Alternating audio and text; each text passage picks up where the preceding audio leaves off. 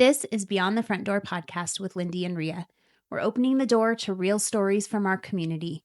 Business owners, leaders, dreamers, and doers, sharing the journeys that shaped them. Our goal is simple: to support, spotlight, and celebrate the people around us. Come on in. Welcome, everybody, to Beyond the Front Door podcast with Lindy and Rhea. Happy summer. Oh, no, you're good. Sorry. Okay. Nope, you're fine. Happy Sorry, summer to everybody. No, start over. Okay. Because I interrupted you. I just thought it wasn't going. Like, I didn't see your microphone. Okay. All right. Welcome, everybody, to Beyond the Front Door podcast with Lindy and Rhea. Happy summer to all of you, and we hope you are enjoying your summer and enjoying the nice weather. We are super excited to have with us today Justin Pendleton from the Boys and Girls Club of Southeast Wyoming. Yes. So thank you so much for being here today. Thank you. Thank you for having me. Yeah, we've been talking about getting you on for a minute, and it's I apologize it's taken us so long. So we're glad you're finally here. No, thank you. I mean, it's an honor. And I mean, this is the real deal, and so it makes me excited to I know, be part of something. It's cool. Yes. Everyone we have, they do the same thing as you. Yeah. They're like, where are we doing this? And we're like upstairs in our office. Yeah. And then we come down to the studio and they're like, oh, it's like a real studio. I'm like, I know, it's cool, huh? Yeah. Yep. It is. We've had a lot of fun we used to have a table. We've kind of upgraded and and now we this is new this year, the chairs and the sitting like this. Well, we got to get the kiddos in here to see this. I think we have a lot of kids that would love to be how fun would that be? They would love it. Well, and they would love it because we've had she's had a grandkid on here. I've had my kids on, but I had my niece who's in high school. She came in and I turned it on and let them record. And afterwards they were like, we want to have a podcast. Yes. I'm like, it's fun to just record yourself. They were singing songs and just whatever it's fun. Yeah, it is a lot of fun. So I guess what we would love for you to do is just start off and tell us a little bit about yourself, like how long you've lived in Cheyenne, where you came from, what your career's been up to this point, and anything about your family, if you like. Yeah. Originally from Cheyenne. I mean, this is home to me, born and raised, and went to Goins Elementary School, Johnson Junior High School, and we didn't have South then, so I ended up going to Central, which was a blessing. Got to connect with a lot of great people, and I work with them nowadays, a lot of people that I went to Central with, so it's neat. Oh, yeah. Went to University of Wyoming and graduated with a degree in business administration, and had my fun in college and all of that. But during college, I decided to try to get a job, just to help make ends meet, and I started working at the Cathedral Home for Children. Oh. And that was a blessing in disguise as well. It's one of those things of never thought I would be good working with kids, and never thought that would be something that was on my list to do. And found out that I was good at building relationships with kids and spending time and giving them that mentorship and, really giving them that positive outlook on life. And was there for about 15 years. Wow. Yes. And I wanted to come home, but I mean, that was just my calling over there. And then I had my son, and so I moved back to Cheyenne and worked for the LCCC in their high school programs for about 3 years. And then the Boys and Girls Club, the operations position opened up, and I threw my hat in the ring and was fortunate to be chosen as the Chief Operations Officer for the club back in 2017. 2021, our fearless leader, Miss Relinda Sample, she moved on to Kansas and took over the Girl Scouts of Kansas for the whole state. Wow. And that left a void. And, I didn't know what it was going to look like with somebody else coming in. And so I applied for the position of the CEO and was fortunate enough to get that. And so I'm on year 5 now and just trying to really serve more kids and partner with a lot of community members to do more for our community. It's a great story, great trajectory. Family wise, I have 4 kids. I have a 21-year-old, a 12-year-old, a 7-year-old, and a 3 this month, next week actually. That's quite the range. Yes, yes. And then my wife, she's from Cheyenne and she has a salon here, and so. Oh, wonderful. This is a place that we see ourselves being forever, and really investing in the kids here and the youth. Yeah, for sure. You want to give a shout out to your wife? Which salon is she at? She's with Day Salon. It's off of Box Elder, and so she's been doing that for 3 years, 2 or 3 years that she's had her own salon, and It's going well. She loves it, and she gets to make her own hours and be her own boss. And I'm kind of jealous because she gets to pick her schedule, and I have to be there all day. So yes, yes. Although nonprofit work, I mean, you're right. You do have to be there all day, but I'm guessing, I mean, that's one of the huge benefits of nonprofit work. I guess it's just a little bit of flexibility if you need to, break away and do something. Usually, maybe I'm wrong. Well, yes and no. Yes, okay. We have to wear several different hats. Well, nonprofit, and you're so, providing direct services to kids. yes, So I mean, ma'am. if Yes, you ma'am. got to be there, you got to be there. Well, we Yeah. always make a joke that during after the school year for summer months, the school teachers get a break. We don't. Yeah. We're Yeah. after school program all school year, and then summer we have them from 7:30 to 6, so we don't get a break. That's a good point. Yes. That's a really good point. I've been in your facility. It is a great space for kids. Yes. Yeah. So tell us a little bit about the Boys and Girls Club. Like what What do they do? yeah, what's the story? Like They how do did a lot of things. they do Tell us for all. kids, for all kids? Yeah, and Yes. I think that's the big thing, what you just said. It's for all kids. I think that Mhm. there's a stigma in our community, and all communities that have Boys and Girls Clubs, that it's just for low income and kids that are in trouble. It's not. It's for all kids. And, Mhm. it's for those kids that have pressures and stresses and different things that the club can give them an outlet for that. The Boys and Girls Club is an after school program, but also we're a safe place for kids to be. And so that's the most important part for it. During the school year, we serve kids from 3:30 till 3 o'clock until 7 o'clock at night. When kids walk through our doors, they get a free or a full meal. We have a kitchen manager that cooks for the kids, so they do well. That's wonderful. We partner with the Hunger Initiative, and they donate full beefs for the kids, and so we always joke and say that we're going to have a lot of football players in the club because they're always eating beef with every Getting meal. their protein. All that protein. Yes. But the kids have thousands of programs that we run a year. We really try to expose the kids to things before they see it. I know for me growing up, when I would see it in school, I was scared of it. But if I would have saw it somewhere else, and then I saw it in school, I would be like, oh, I can do this. I can see, and so we really try to expose kids to things early on, so that way when they do deal with it or see it, that they're able to have the skills and they're able to say, hey, I can do this, and have confidence.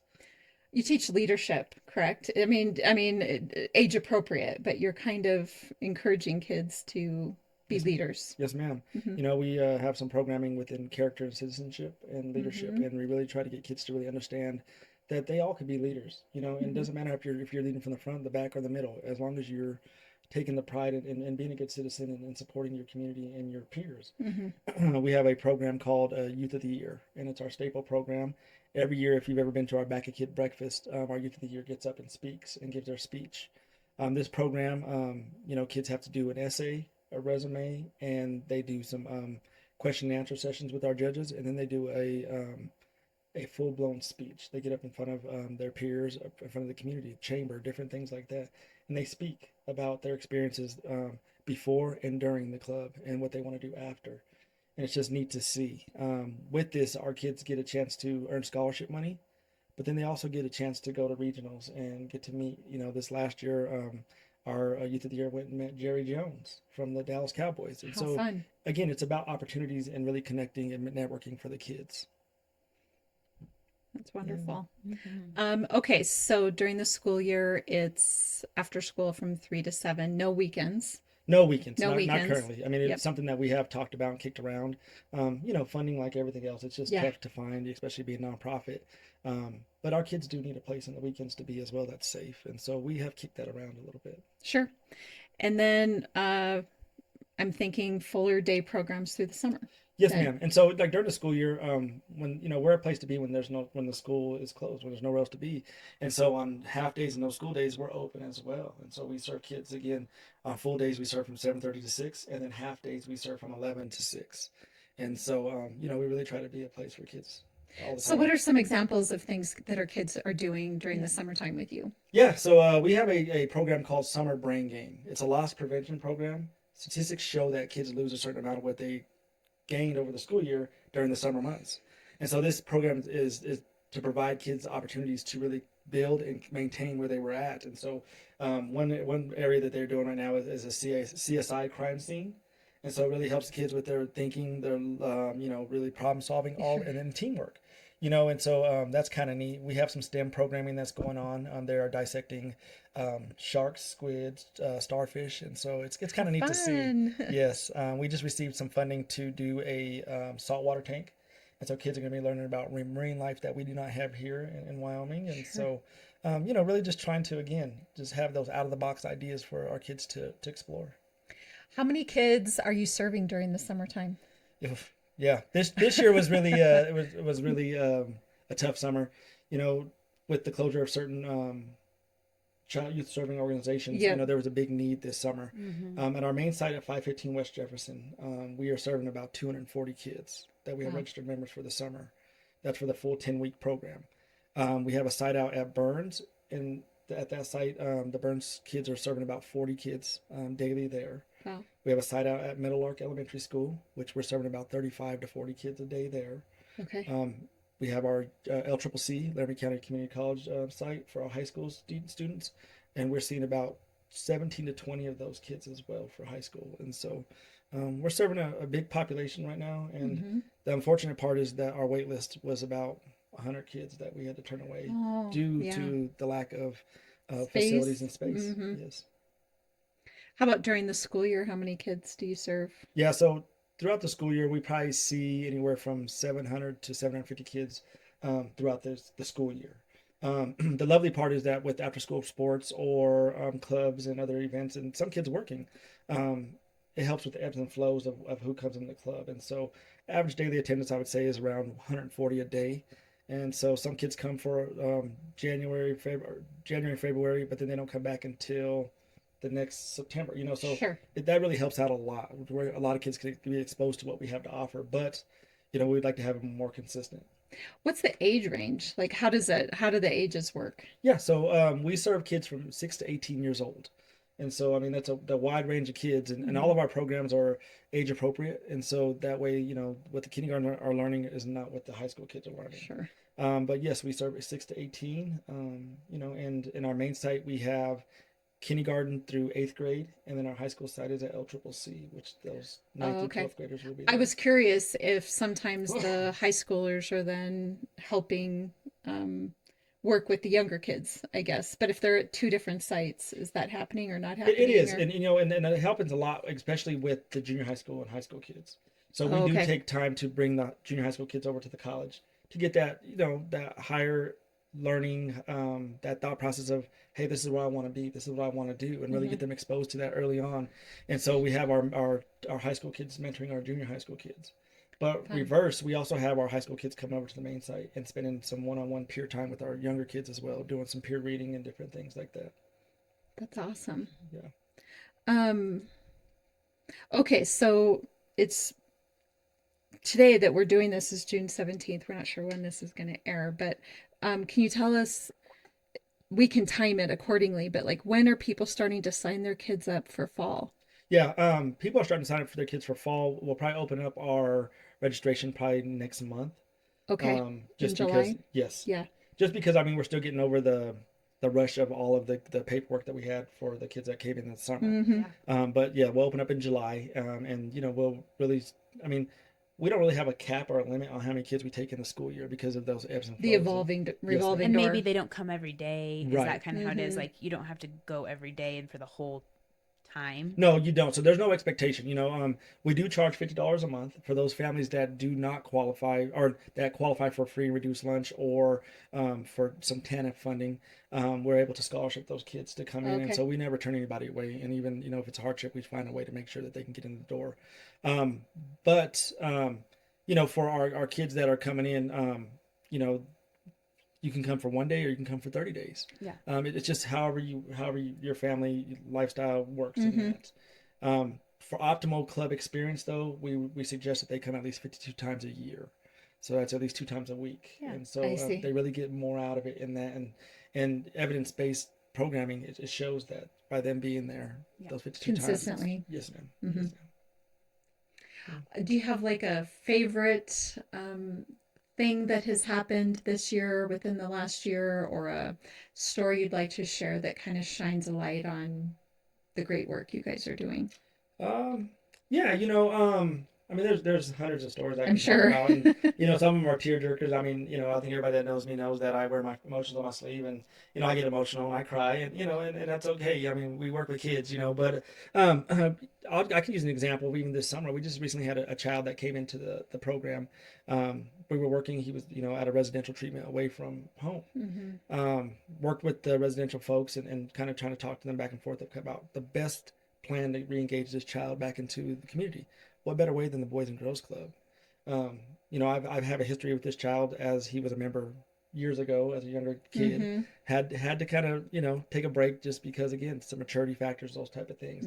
But has a lot of struggles mental health wise, those type of things. And most recently, he was here and we tried to wrap around and do a plan around him and different things. I think one thing that we did not really look at and see is that transition back home was going to be just as tough as it was for him to leave.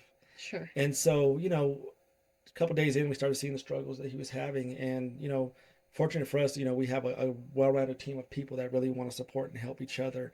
And so we all sat down and really started talking about what does this look like? How do we better help this child? And the key areas we're missing is that transition back home is tough. He's coming from a structured environment to a less structured environment.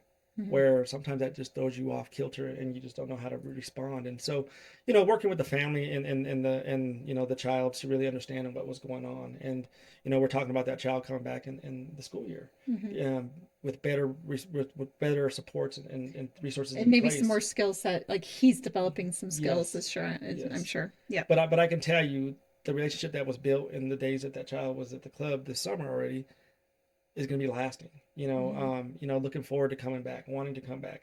And I think that's the hope that we try to give our kids is that somebody else is here for you. Not, everybody a lot of people have good parents, good family values, but as we all know, it takes a village, and at times, there's things I say to my child that goes through their ear and one ear and out the other. Yeah. And, somebody else can tell them the same thing. Exactly. And it's okay. Yes. And I think same that's thing what with we my do. husband.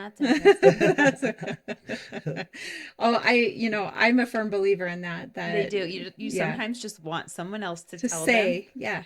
Yeah. Because then, they'll hear it differently. And I think that he understands what he's going back to and what he's working towards to come back home. And, I have no doubt that this child will be successful. On another end, for an older kid, I mean, we've had kids that have been in the club for many years, and we have a young man that I'm very proud to see every single day when he comes back from college. And he was with us when he was in third grade. Wow. And he's had some very difficult struggles and addiction in the home, those type of things, where it led him to be the adult at a young age. He doesn't even remember being a kid. When he talks to you, he talks to us as a young adult. And it's always been like that. And, they used to live across the street from the club, and he would come running across the street. And it's kind of a busy street at times. Sure. And we were fearful because he'd come across the street with a baby in his hand and his little sister holding his other hand. And he was young himself. And through the years, we struggled with him. We really struggled because he disattached himself to the club. He really did not want to be part of it anymore. And we were wondering why. He would get off the bus, his sisters would come to the club, and he would go and walk across the street. And, we pulled him aside and asked him what's going on. And come to find out, he had that downtime to be a kid and be by himself because he was always stepping up to be that adult. That makes sense. Yes. And we just didn't understand. And one day it clicked in his head that he needs to be at the club. And he came over and said, I want to be back over here. He tried out in his high school, he tried out for football, and he made the varsity team. Wow. He did We the People, and I think they were like placed in the nation. I mean, just amazing things. He actually was one of our Youth of the Years, and actually 2 years in a row. And he banked a lot of money for college because of his participation in Youth of the Year and just overall what he's done, throughout his career. And he comes back often and talks to the kids, and just to see him, he is just truly amazing. And he's just, a big old teddy bear. He grabs you and snatches you up and gives you hugs. But that's what the club does. We provide places for kids to fall and get back up. We provide a place for them to seek out safety and mentorship. And if you ever want to look for a poster child for the club, that's him. He's it. It's amazing. I think that we, when you're kind of going about your day, going to the store, going out to eat, or you're just out in the community and you see people, whether it's children or adults, you just don't know what they're going through. Yes. And what I love about what you're saying with the Boys and Girls Club is that you're seeing those kids and you can catch those vulnerabilities and the things that are happening and help them with it. And, you know, being a voice for them and being there for them is just really wonderful because, like you said, I mean, parents can be really good parents, but sometimes children need a little somebody different or a different environment or a different setting or whatever to pick up on whatever it is that they're needing in their life. And so that's really wonderful. So, okay, so if people want to sign up their kids for the school year, they do that in July. Yes, ma'am.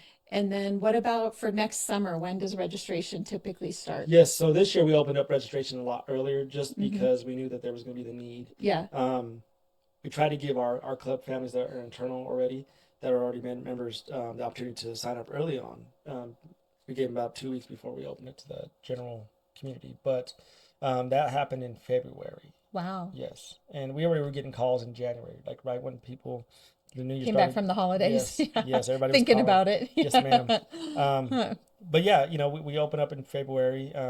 We do want some skin in the game, so we do require that there's a down payment on their spot because again, if we're going to take a spot, somebody else might be waiting for that spot. And so I think that goes across the board with anything. Yes, ma'am. Right? Like even if you do a anything that requires a registration and you're like planning an event for people to attend, it is just better, even if it's $5 or $10. Sometimes you just like it's like for whatever reason it cements it in our brains that we need to be there when we've paid for it. Yes. Yeah. So you also have a fundraiser coming up. So we have several. I mean, you have several. This year's been wild. I mean, we've really done a lot in the community, a lot of outreach, those type of things.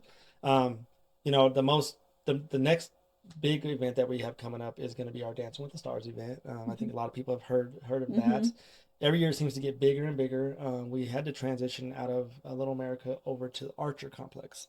And so everybody's like, well, how do you make that even happen? Like, how do you make something so just a shell of something beautiful? Well, that's not me. I have a team of people that do that. I'm not the event person, but we really try to make it fun and engaging. We want everybody to have a part in that, because without the community, without all of you, we couldn't do our jobs. And so I think for me, it's a celebration. It's not just a celebration of the kids, but it's a celebration of community and everybody coming together and getting in theme. I mean, this year we're doing it in October.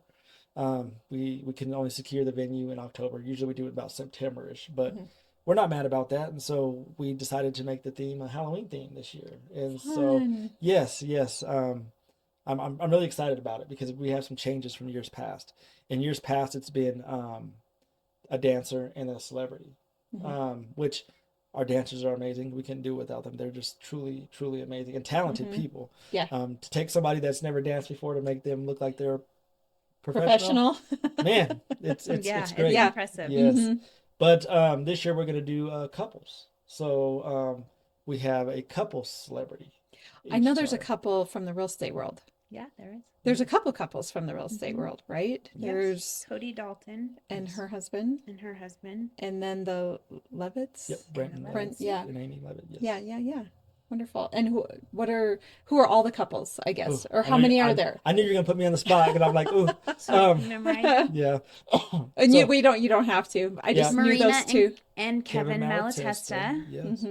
I just have a few memorized, but you go and we'll just yes. Miss Laurel Labate. Sorry, I didn't mean to mess up your name. But her and her husband. Okay. Let's see who else. I'm so sorry I put you on the spot. Is it listed somewhere? It is. It's listed on our website. But okay, also, Lindy's looking. Also, we could look at our. It should be on our website. How many couples do you usually, or how many do you know that number? Yeah, so we usually do 6. 6. Okay. Yes, 6. Okay, so we have like 3 or 4 mentioned right now. Yeah. I really like this idea. This new idea. I think it's going to to be fun. Fun twist. It was brought to me and it was told to me this is what we're doing. But it's exciting to kind of see it, and some of the dancers I know really well.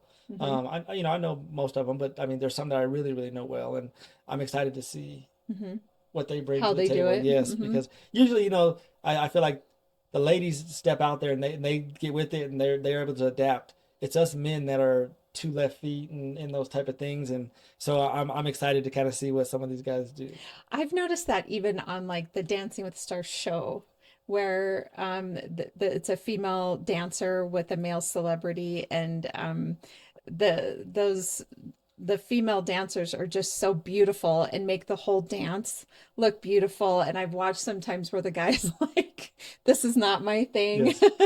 I'm gonna twirl you around as best as I can and do my thing." But Yeah. yeah, it does happen for sure. Yeah. Well, last year we had a club staff member for the first time dance, Oh, okay. and it was received really well. Everybody said, "Are you going to dance?" And I said, "Absolutely not." Yeah. Oh, you can never say no. You can't. You never say never. You Never might. say in never. One of Yes. these years, Yes. they'll be like, "We got to mix it up. You got to do Yeah. it." One of these days, you're gonna be up there, I'll bet.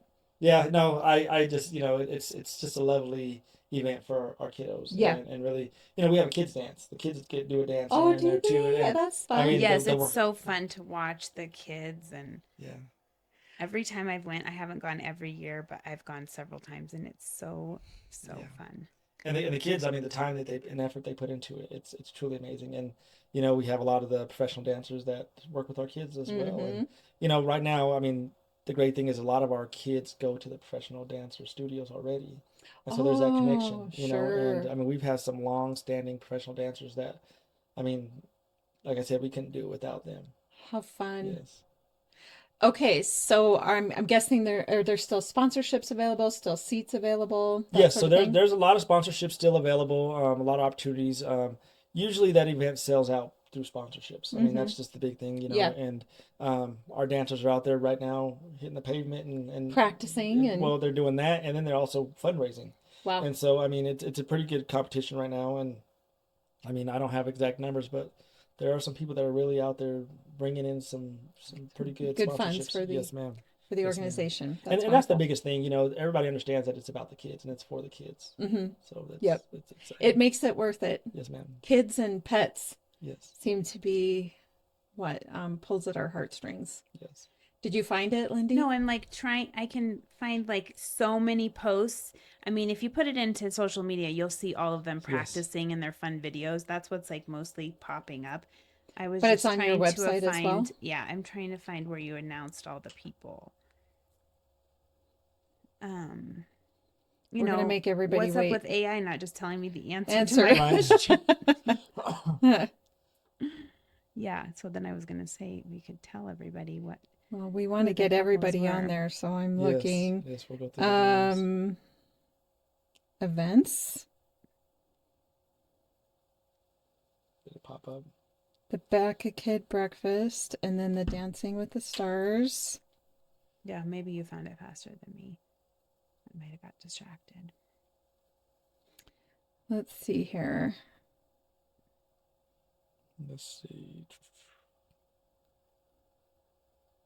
I am not seeing on the website the couples. I'm seeing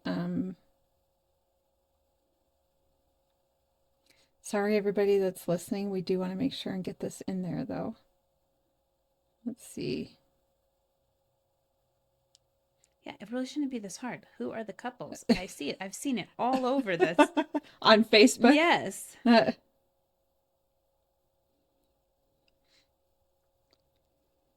All right.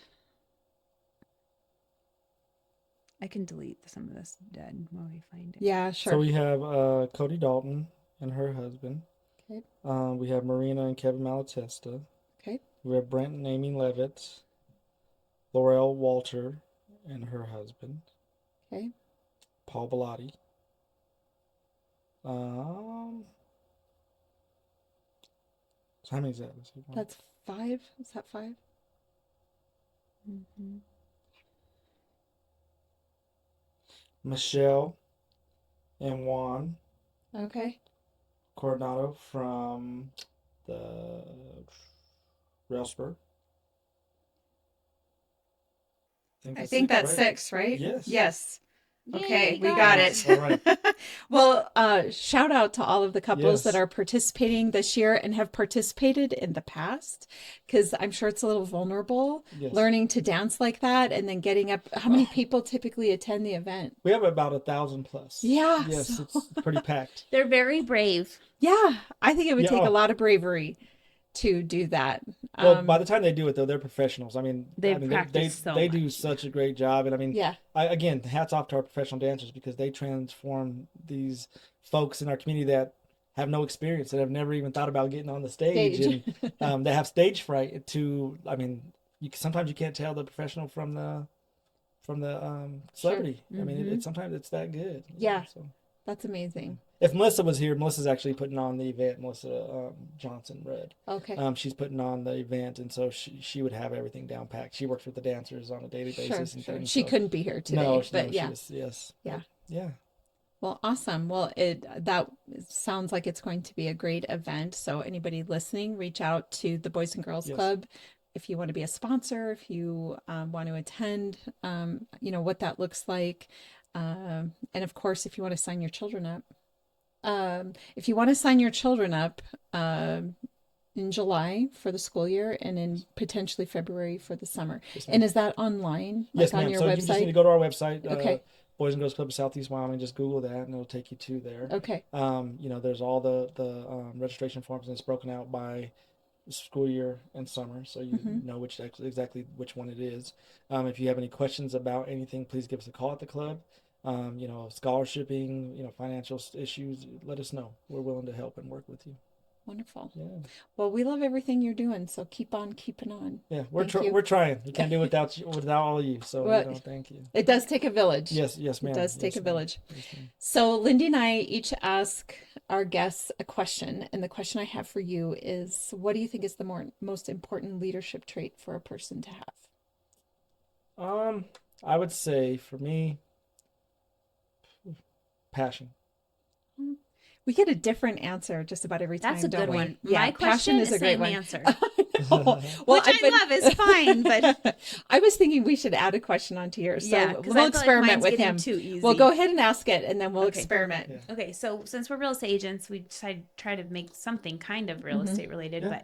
But at this stage in your life, what does home mean to you? What does home mean to me? Oh, that's a tough question. That's what everyone Yeah. says too, but then they all say Yeah. the The same thing. They do. Yeah. Home to me is just a place that you can feel like you belong, a place that you can feel like you can be yourself, and a place that that you have supports and people around you, that want to be there for you no matter what. That's home to me. Yeah. Just I love was you going to say his is unconditionally. a little different, and it probably would be just because you have the Boys and Girls, Girls Club, Club? and that Yeah. could be a home Yes. somewhere everyone Yeah. feels at home there.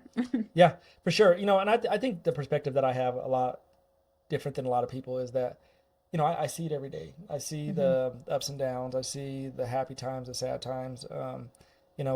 We as staff go through the traumas with the kids, and I think at times, you internalize it. I think it sometimes becomes a place in within you that kind of desensitizes you to a lot of different things. And, we always have to find a way to balance that, and, my answer about home is, when I go to my house and see my family or see those people that I know support me, when I go to, a place where I have a lot of my friends and peers that support me, and I know that it's a place that I can be who I am and I can let down, I can be emotional, those type of things without being judged, without feeling like I have to keep up a facade, Yeah, and those type right. of things. And I think I come from a background of where I was in residential a lot, really desensitized to a lot of different things. And I've heard some things and seen some things that most people would just break down from. And over the years of doing that for so long, it just was normal. And it was like, okay, what's the plan? How do we work through this with this child? Those type of things. And people would look at me like, wow, like, did you just not hear what happened to that child? And so now I think that's in my life now where I'm at is I'm a little over emotional. I cry a lot. Those type of things. And people laugh because they're like, man, we're gonna time and see how long it takes for him to cry. But But you would is. be, I would think there's something wrong if you didn't, Yeah. you know, if those stories don't impact you. And I used to, when I used to be in nonprofit work, I used to tell my staff that when you hear that story, you see that child, whatever, you allow yourself to grieve for that day. Like you got to process it. Yes. Like you have to think you're just going to shut it off and move on with your day, I think is unrealistic. We're not built for that. Right. And so I used to tell them, allow yourself to grieve for today and process the emotions of what you saw, what you heard, whatever. And then the next day, get up and roll up your sleeves and let's get some work done. Yes, because, you know, at the end of the day, that's what they need from Yes. you, from, you know, the organizations, from the people around them, is to, you know, help them, you know? And we take it on our shoulders that we are the people that are the outlet to the community to let them know what's happening with our youth. You know, we take that very personally. And, you know, the when you ask the leadership trait, passion, when you're passionate about something, it's not like it's a work. It's Right. It's not like it's not like it's a struggle to get up every day and get ready and go to that place, because I know what my role is right now. You know, forever, however long I'm in this role, my role is to be that voice and that advocate for the youth in the community. And, you know, I mean, I see kids in all different areas and different things, and kids I don't even know. And to me, you know, I like to greet every kid with sir and ma'am. You know, that way, if I don't know that kid's name, they're not going to feel a certain way. You know, Right. and Excluded or, yes, but also yeah. it's that respect factor. And I have a lot of kids that say, I'm not a sir, I'm not old. And it's like, hold on. No, that's not old. But, you know, it's just the passion. You know, I think people think that they can come into a child care facility and work and do amazing things. It would be easy. It's not. No. We're not a daycare. We're not just sitting there watching the kids. We're actually doing things and changing lives. And that's what I think our community really needs to understand, is that we all have a part in that. When I go to Walmart, my family knows that it's not going to be a 10-minute trip. Yes. It's going to be an hour to an hour and a half. Everyone's going to stop and chat with you. Yeah. Kids went up and hugged me, and I'm like, okay, my kids understand, like, my dad still loves me too, but he has to love these kids as well. And so it's just one of those things that I think, you know, we all just need to take out from this. It's just that, you know, if we're passionate about something, go at it 100%. And that's what I'm doing. And that's what the staff at the club are doing. It's just going at it 100% to make sure that these kids are successful in the future. Yeah. Passion is a great answer. Yeah, because are you really going to be effective at anything if you're not passionate about it? I mean, it'll get you so far, you know. But yeah, how long? Yeah, but for how long? Yeah. But I look at it even like with real estate, you know, the passion and the things that, I mean, you are helping people obtain their first home, sometimes their forever homes. I mean, you're helping people really meet those goals that they have. They're major life transitions. Yes, ma'am. They are major life transitions for sure. Yes. So the question I was going to add to yours, I've been thinking about it for a little while, is what attracted you to the home you're in? What made you decide? Yeah, what did you? Yeah. That's a good one. The home I live in? Mm-hmm. Something that can accommodate all my kids. That's a great answer. Yes. Space and size. Yes. Okay. You know, and you know, as my kids get older, you know, I have a 21-year-old, and you know, God forbid that, I hope he doesn't have any kids anytime soon. But I mean, as they start to grow and get older and graduate, and then they start their own families, I want a place where my kids can come. I love having everybody around all the time. Like that's my thing. I just want everybody to be around all the time. My parents, my in-laws. I mean, I just want everybody to be around.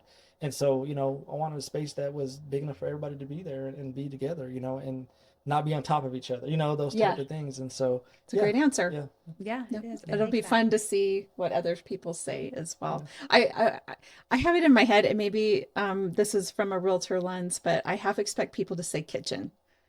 I don't know why. Like the kitchen is what attracted me to the house, because maybe that's what. I don't touch the kitchen. Same. I don't really. It's not my favorite thing either. But I want it to look pretty. I want it to look nice. Do I want to cook in there all the time? No, not really. So awesome. Well, okay. So one more time, what's your website? So it's Boys and Girls Club of Southeast Wyoming. It's the initial, the acronym. I know. Of it. Yeah. It's because I was goes to thinking about it. I was like, media. how do you remember B? C? Yeah. Well, that's my email too. It's like, and I'm like, okay, guys, I'll just write it down for you because it's a little too long. Yeah, you know, it's one of those emails you got to copy and paste. Yes. If you type in Boys and Girls Club, you'll Southeast Wyoming. And then you have a Facebook page as well, correct? We do. Yeah. Yes, Okay. I don't have social media, so I don't really dabble in all that. I Right. let somebody else do all that. Yeah, it looked like they had an Instagram and a social and a Okay, Facebook. Facebook. Yes. Yeah. Yes. Awesome. Well, thanks so Yeah. much for coming on. No, We thank you for appreciate having it. me. No, thank you. I Yeah, you appreciate got a you. great group of individuals, a great board, great staff, Yes. great kids, the whole thing. So Well, congratulations. I think it extends not even just internally. We have a great board. Yes, Mm-hmm. I mean they do amazing things. Yeah. But I think we have some great donors and supporters and partners, Yes. and that's really what it amounts to is that the school district, Laramie County Community College. I mean Microsoft. I mean I can name for days all of the partners that come in and do things for our kids, and so I would love for you two to come closer to the club and Yeah. come get a tour and come spend some time with us. Maybe talk about Yeah. real estate. Also we do Oh, have. sure. One last thing, we do have in August, we have a women's empowerment program. So Dwayne Wade, the basketball player, his sister Trugale has a foundation, and they've been trying to get to all 50 states. Well, they reached out to us here in Wyoming, and so we're going to put one on in August. And if you want information, I can definitely send that out to you. Sure. But I think it's August 5th. Okay. And but it's a women's empowerment program, and we're trying to get 100 young ladies there. We have a lot of community. First Lady Gordon's going to be there. A lot of different people. We have some panels, and it's just a time to bring all of our young women together and celebrate. And I was trying to put a plug in her ear to maybe bring Dwayne Wade down here so we can all see him too and stuff Yeah, like Maybe that. he wants to see Wyoming. Maybe Come on. maybe. But so you both are more than welcome to come and attend. We love all things women Yes. and Yeah. supporting women. Yes. So yeah. Yes. Awesome. Well, that us men couldn't do it without y'all, so just know that. We know. We know.